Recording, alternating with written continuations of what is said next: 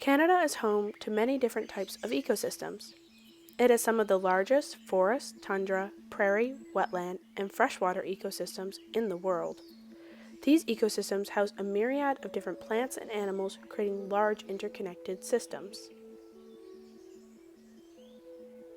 The forest ecosystem is one of the most familiar for residents of Nova Scotia, as it is something that we are almost constantly surrounded by.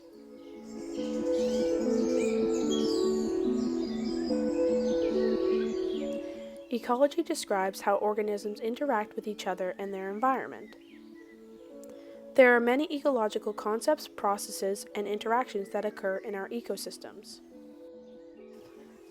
Food webs are complex and show a variation of different interactions across trophic levels. Trophic levels are the position an organism has on the food chain. A food web is all of the food chains in an ecosystem. Primary producers like plants are at the bottom of the food chain because they make their own food using photosynthesis or chemosynthesis. Primary consumers, mostly herbivores, are at the next level. They eat the primary producers like grasses, shrubs, and trees.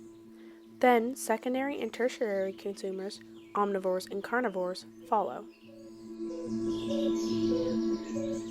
Secondary consumers eat the herbivores, while tertiary consumers eat the secondary consumers.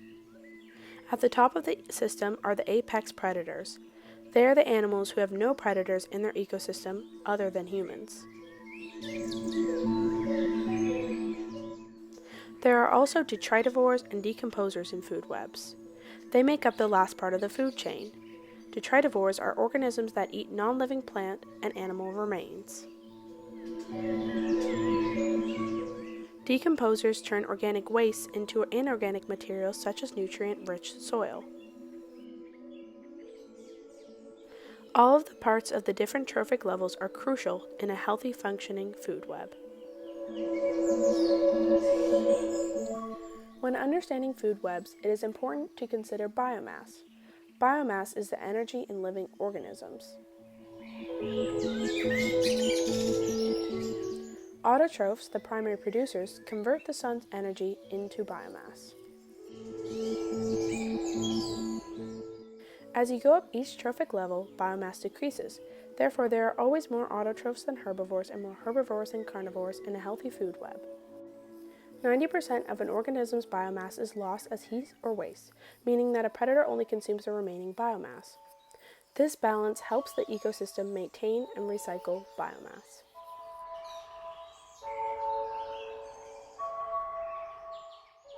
The hydrologic cycle is extremely important for all ecosystems as it describes how water is exchanged through Earth's land, ocean, and atmosphere. The water cycle consists of three major processes: evaporation, condensation, and precipitation. Evaporation is the process of a liquid surface changing to a gas. Water vapor surrounds us and is an important part of the air we breathe. The evaporation process is driven by the sun. As the sun interacts with the liquid water, the water becomes an invisible gas. Condensation is the process of a gas changing to a liquid influenced by the sun. Clouds or fog form as water vapor condenses. Precipitation describes any liquid or solid water that falls to earth like rain, snow, or hail. There are other processes of the hydrologic cycle like runoff, which is how liquid water moves across land,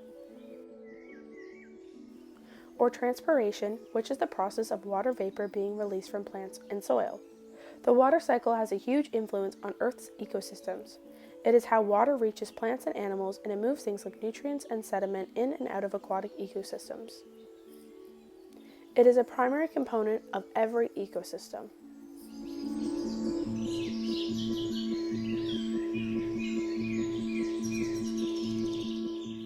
Science has helped us understand what is happening in these ecosystems, but indigenous practices are what allows us to connect with them. Two-eyed seeing is a principle brought forward by Mi'kmaq elder Albert Marshall that helped give the science community a different outlook on ecology. Two-eyed seeing refers to learning to see from one eye with the strengths of indigenous knowledges and ways of knowing, and from the other eye with the strengths of Western knowledges and ways of knowing, then learning to use both of these eyes together for the benefit of all. The health of our ecosystems is crucial to the longevity of our planet and organisms inhabiting it.